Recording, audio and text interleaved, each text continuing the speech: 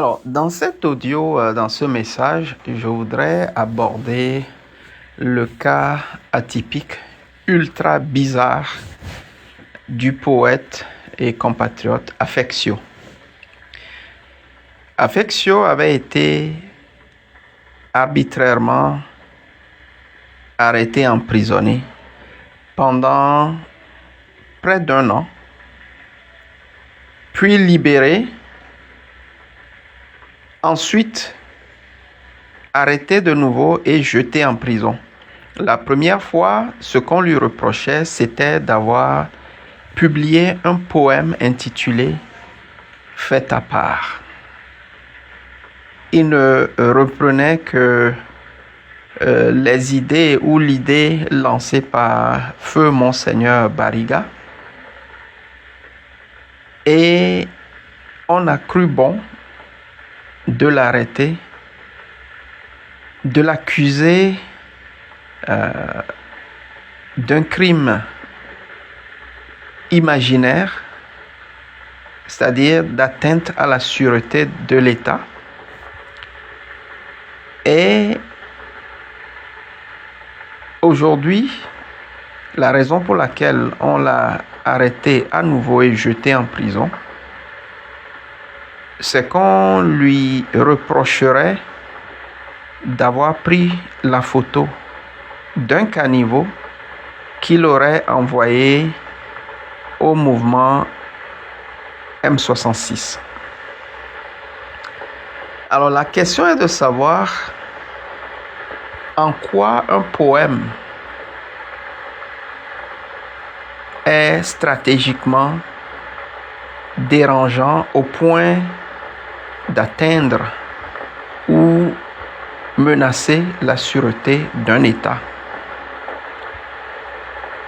Et la même question se poserait encore ici, dans ce deuxième cas aussi atypique que le premier.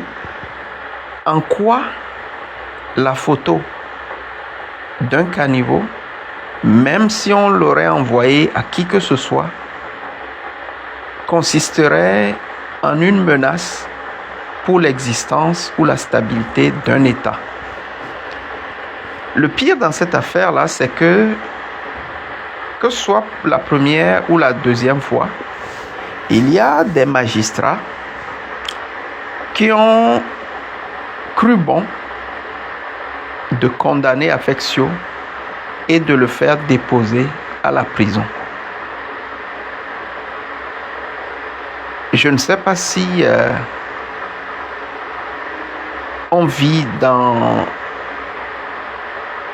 un monde, virtuel ou dans un monde tout à fait réel ou carrément sur une autre planète complètement, où subitement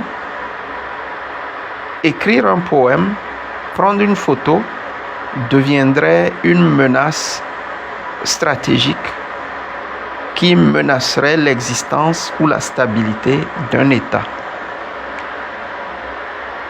Sincèrement, quand moi j'entends de ces choses-là, ça me dérange profondément parce que je constate que la justice de notre pays est instrumentalisée à des fins nuisibles, au point où cette justice-là est prête à faire n'importe quoi pour plaire à l'exécutif et peut-être même sur les ordres de l'exécutif.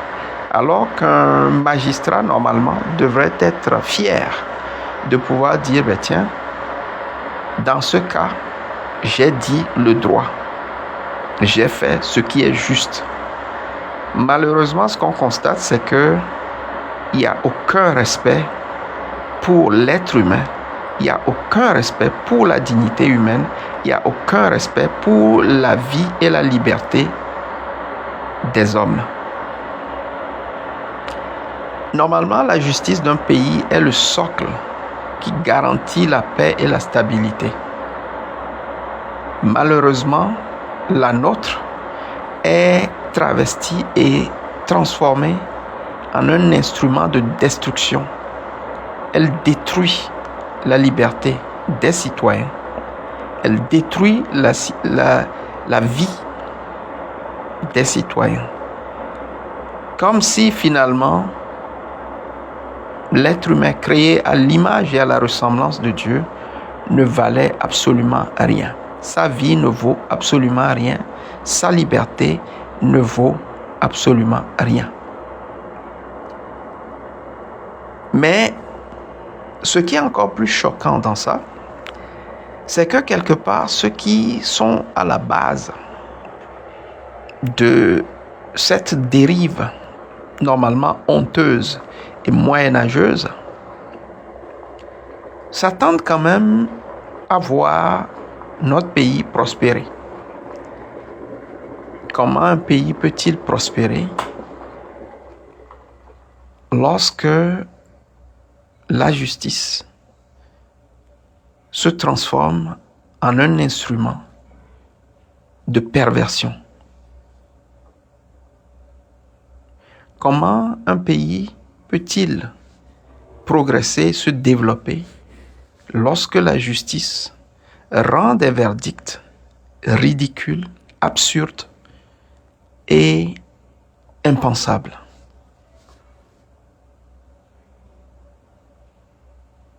Comment notre pays, qui est appelé à être l'ordre de l'humanité,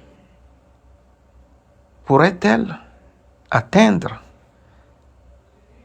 cette stature-là si notre justice corrompue, décriée, anachronique,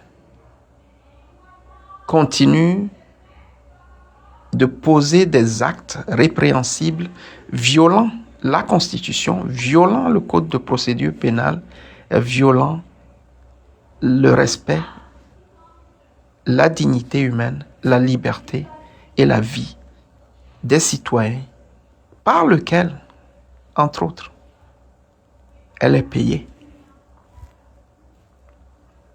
Vous savez, moi qui vous parle, j'ai grandi près d'un tribunal de justice, près d'un palais de justice. Le tribunal de première instance de Bassar. C'est là où j'ai grandi.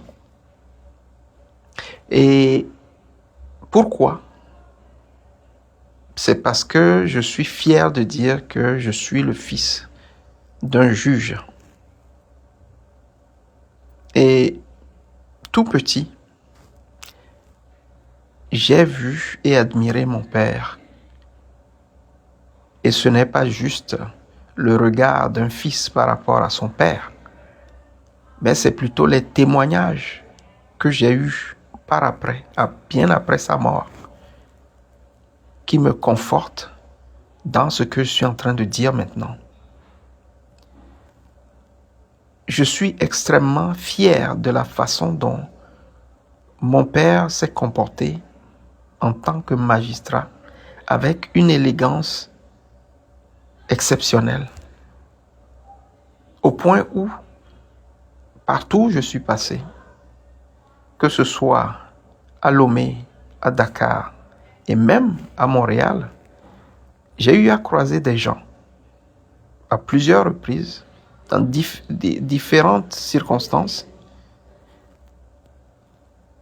qui m'ont posé la question en entendant mon nom de famille: est-ce que ton papa c'était le juge? Et quand je dis oui, ce qui suit a toujours été un commentaire positif. C'est grâce à ton papa que telle chose m'est arrivée. C'est grâce à ton papa que j'ai pu obtenir telle chose. Donc, c'est la reconnaissance que les gens me témoignent vis-à-vis du service bien rendu par mon père en sa qualité de juge de paix. Maintenant, cela me fait réfléchir, me fait poser cette question. Et si mon père n'avait pas dit le droit, si mon père n'avait pas exercé les fonctions régaliennes qui lui étaient confiées avec cette élégance et cette rigueur, avec conscience et dans le respect des lois et du droit. Cela veut dire qu'il y a plusieurs occasions où les gens auraient manifesté leur amertume, leur mécontentement, sinon même leur colère vis-à-vis de moi, qui n'est en fait ni de près ni de loin rien à voir avec les décisions ou les jugements que mon père avait rendus en son temps.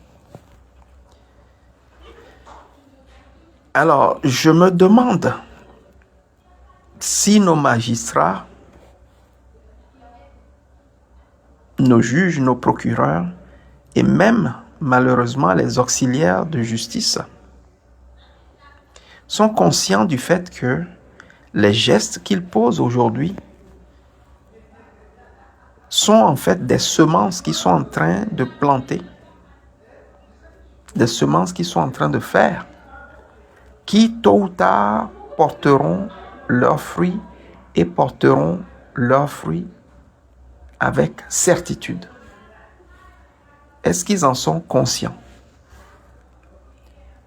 Ou bien tout simplement qu'ils n'ont pas la maturité ni les qualifications requises pour occuper le poste qu'ils occupent et d'être en charge des responsabilités qu'on leur a confiées.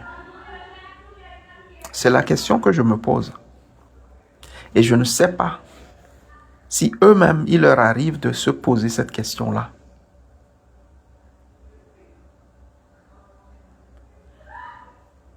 Ici, je veux lancer cet appel et demander la libération pure et simple d'affection.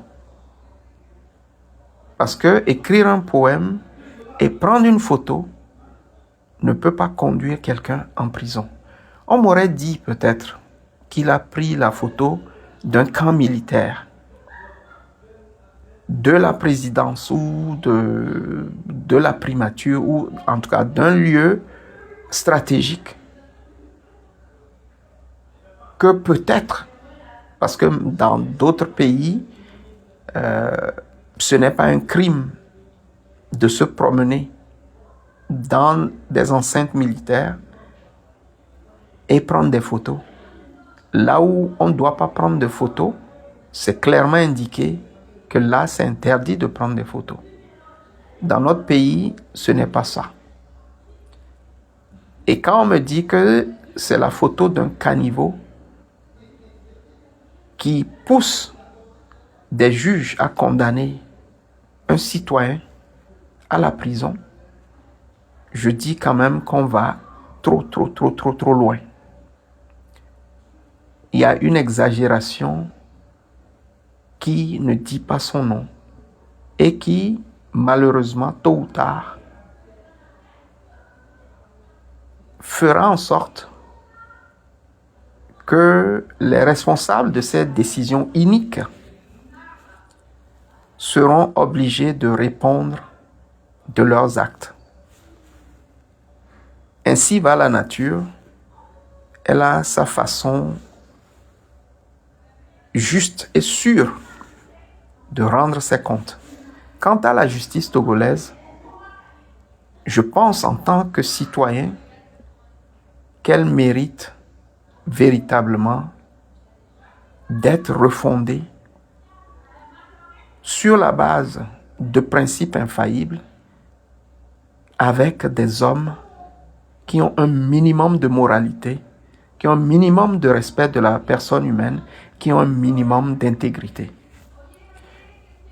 C'était Kofi Sonopon, citoyen togolais et fier de l'être. Et je vous remercie de m'avoir écouté.